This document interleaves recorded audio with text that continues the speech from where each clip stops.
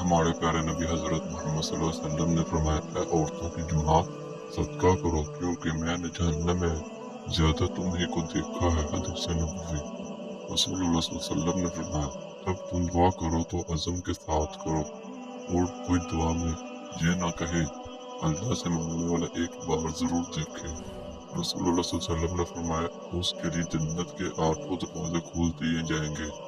वो शख्स जिससे चाहे दाखिल हो जाए अगर वो इस बात की गवाही देख के नबी करीम सल्लल्लाहु अलैहि वसल्लम ने फरमाया, तुम्हारे लिए यही गुनाह काफी है कि तुम हमेशा झगड़ते रहो।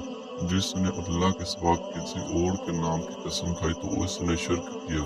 जैली पीरों से बचें, खुद वजू करके नमाज पढ़ें और दुआ करके सारे मसले अल्लाह से हल करवाएं।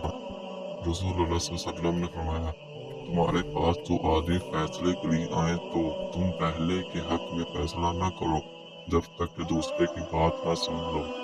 हजरत हंस रज़ियल्लाहु तआला अन्हा कहते हैं कि रसूलुल्लाह सल्लल्लाहु अलैहि वसल्लम ने फरमाया, जिस चीज में बेहयाई आती है उसे ऐबदार कर देती है और जिस चीज में हया आती है तो उसे जीनत बख्शती है।